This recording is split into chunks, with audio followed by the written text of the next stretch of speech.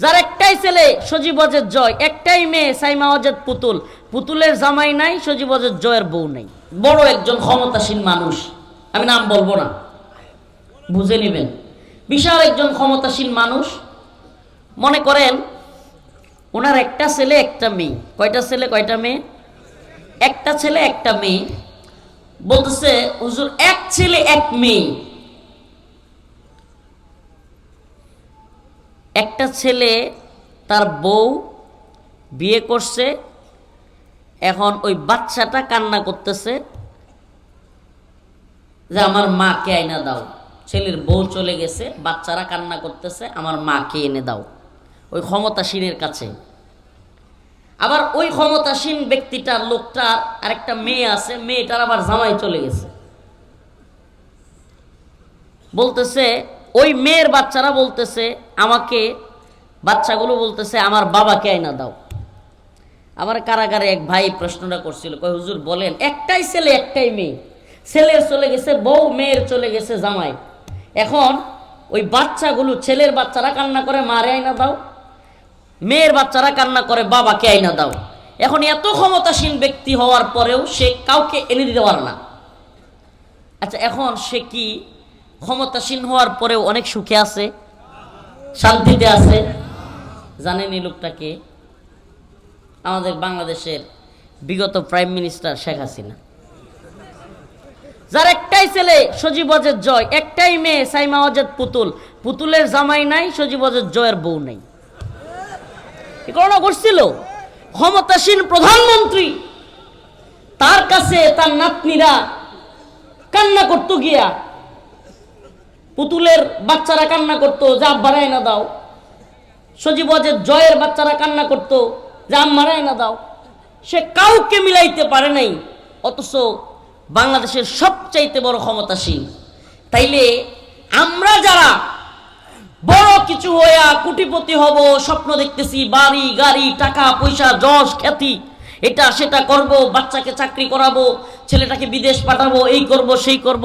আরে মানুষ এই দুনিয়ায় সুখের জন্য নিজের আপন সন্তানটাকে পর্যন্ত 5 বছর 7 বছর 10 বছরের জন্য বিদেশে পাঠায় দেয়। একবার চিন্তাও করে না আমার এই সন্তান কার কাছে থাকবে, কি করতেছে, কোথায় আছে। এই যে দুনিয়াবি স্বাদ আল্লাহদের জন্য। আরেক আশ্চর্য ঘটনা, এগুলা বললে অনেকে কষ্ট পাবে, বলবে হুজুর রেমিটেন্স যোদ্ধা। ভাই আপনি রেমিটেন্স যোদ্ধা, আপনার ওয়াইফ 4 বছর 5 বছর কিভাবে থাকতেছে, আপনার ওয়াইফ কার কাছে আছে, তার যে আল্লাহ পাক শারীরিক চাহিদা দিয়েছে, স্বামীর সাথে থাকার আকাঙ্ক্ষা দিয়েছে, এই সব কিছুকে ধূলিসাৎ করে আপনি যে টাকার পিছনে ছুটছেন। মুফতিয়ানে কেরামের কাছে জিজ্ঞেস করিয়েন হুজুর 3-4 বছর 5 বছর এভাবে বউ ছাড়া থাকা, ফেলে রেখে চলে যাওয়া, এটা কেমন? জিজ্ঞেস করিয়েন। কখনো প্রশ্ন করার সময়ও আসে নাই। এই কথাগুলো একটু তিতা লাগবে যে হুজুর বলে কি। প্রিয় ভাইরা আমার, বন্ধুগণ আমার, দুনিয়া আসলে কি, এই দুনিয়ার হাকিকত কি? এই দুনিয়ার হাকিকত আমরা বুঝি না। এই দুনিয়ার হাকিকত যদি আমরা জানতাম, চাহিদা কমায় দিতাম। কি করতাম? চাহিদা কমায় দিতাম। চাহিদা কমায় দিয়া অল্প চাহিদা নিয়ে পরিবার পরিজন নিয়ে আল্লাহর ইবাদতে মশগুল হইতাম, আল্লাহর কাজে মশগুল হইতাম। অল্প চাহিদা দিয়া পরিবার, কাছের মানুষ, এদেরকে আঁকড়ায়া ধইরা চলার চেষ্টা করতাম। এই দিনের পথে অটল অবিচল থাকবার চেষ্টা করতাম। এই দুনিয়া দুনিয়া টাকা পয়সা যশ খ্যাতির পিছনে ছুটতে ছুটতে দিন শেষে শান্তি নামের ওই যে একটা বস্তু আছে, এটা জীবনে কোনোদিন দেখেন নাই আপনি। শান্তির জন্য টাকা ইনকাম করতে গেছেন, কিন্তু শান্তি আপনি এখন পর্যন্ত খুঁজে পান নাই। পাইছেন? পান নাই, পাবেনও না। আবার আরেকটা জিনিস, যে যেটার জন্য করতেছে, যে যেটার জন্য করতেছে, কেউ বউয়ের জন্য, কেউ বাচ্চার জন্য, কেউ ভাই বোন, একেবারে সবাইকে দেখে রাখে।